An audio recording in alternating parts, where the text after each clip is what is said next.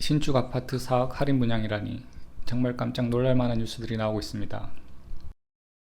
미분양이 넘쳐나는 지역에서 아파트를 원래 가격보다 훨씬 싸게 할인해서 할인 분양을 하고 있습니다.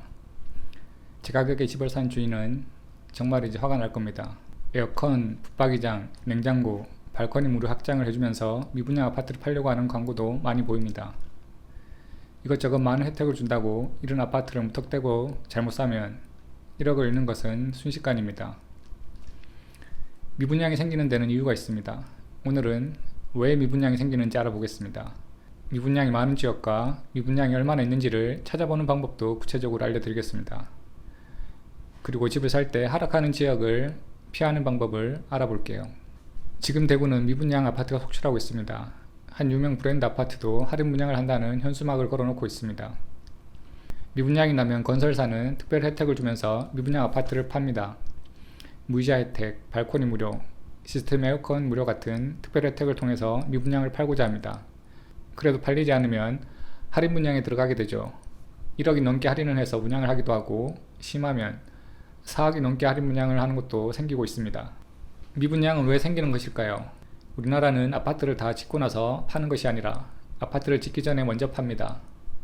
선분양이라고 하죠. 우리나라는 선분양 제도가 일반적입니다. 선분양 제도는 주택이 완공되기 전에 분양을 합니다. 분양받은 사람에게 계약금과 중도금을 받아 건설사가 주택을 건설하는 것이죠. 선분양 제도는 건설사의 금융 비용을 낮춰주는 것으로 주택 공급을 원활하게 할 수 있도록 허용한 제도입니다. 이렇게 건설사에서 집을 짓기도 전에 분양을 하고 집을 가지기를 원하는 사람들이 청약을 하는 것이죠. 좋은 지역에 시세보다 싼 가격의 아파트가 분양을 하면 로또 분양으로 수십만 명이 청약을 하기도 하죠. 실제로 얼마 전에 당첨되면 최소 5억의 시세 차익을 거둘 수 있다는 잠실 레미안 아이파크에 분양이 있었습니다.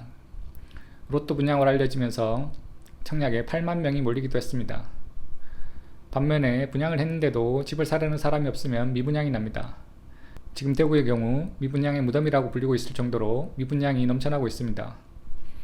할인 분양이 들어간 아파트들도 여기저기 늘어나고 있고요. 이렇게 분양을 했는데도 팔리지 않은 아파트를 미분양 아파트라고 합니다. 그리고 아파트를 다 지은 후에도 미분양이 남아있으면 이것을 준공 후 미분양이라고 하죠.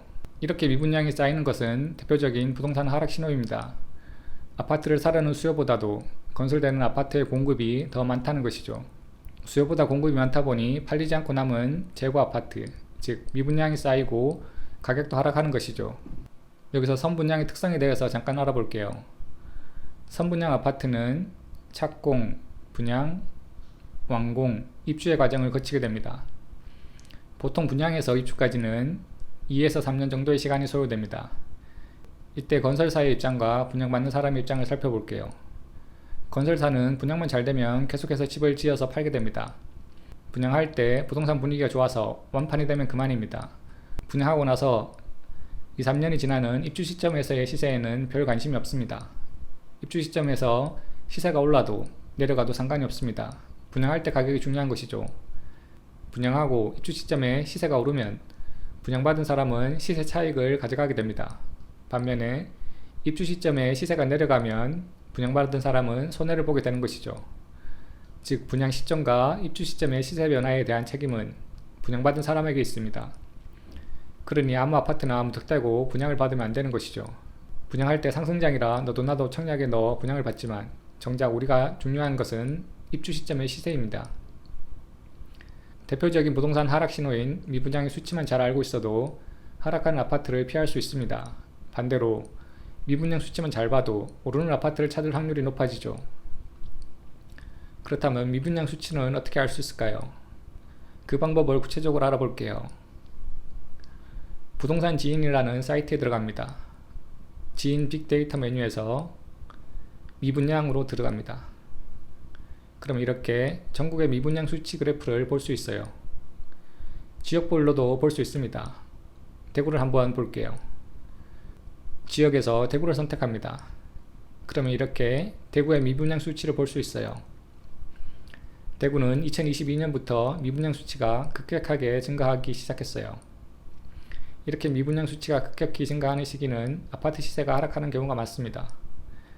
이렇게 미분양이 급격히 증가하는 지역과 시기는 피하는 것이 좋습니다. 실제로 대구는 22년부터 시세가 많이 하락하고 미분양도 많이 쌓이기 시작했습니다. 즉 미분양 수치와 시세는 반대로 움직이는 경우가 많죠. 당연한 것이 수요보다 공급이 많기 때문에 공급이 많아지는 시기, 미분양이 증가하는 시기에는 시세가 하락하죠.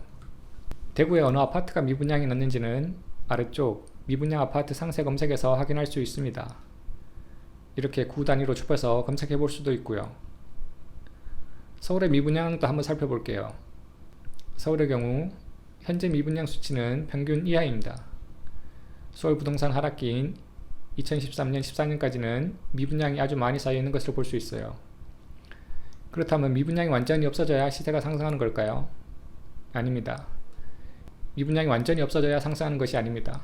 미분양 물량이 빠르게 줄어들기 시작하면 아파트 시세는 상승을 시작합니다. 서울의 경우도 미분양이 빠르게 줄어드는 2014년부터 본격적인 상승장이 시작되었습니다.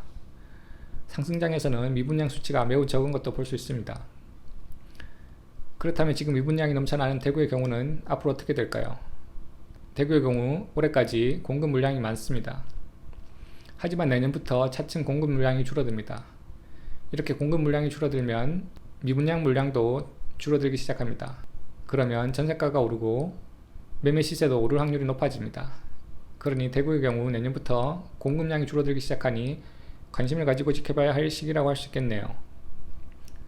오늘은 미분양에 대해서 알아봤습니다. 미분양은 공급이 수보다 많을 때 발생합니다. 미분양 수치를 보고 그 지역의 아파트에 공급이 많은지 적은지를 판단할 수 있는 것이죠. 대체적으로 미분양 수치가 급격히 쌓여갈 때 가격이 하락하고 반대로 미분양 수치가 빠르게 감소할 때 상승이 시작되는 경우가 많습니다. 물론 미분양 수치 하나만 가지고 판단하기보다는 다양한 지표들을 더 많이 참고해서 결정하시는 것이 좋습니다. 제 채널에서는 내 집 마련, 부동산 투자에 대한 개념과 원리에 대해서 설명을 드리고 있습니다. 채널이 작기 때문에 구독해 주시면 나중에 찾아보실 때 편하실 겁니다. 그럼 오늘 또 시청해 주셔서 감사합니다.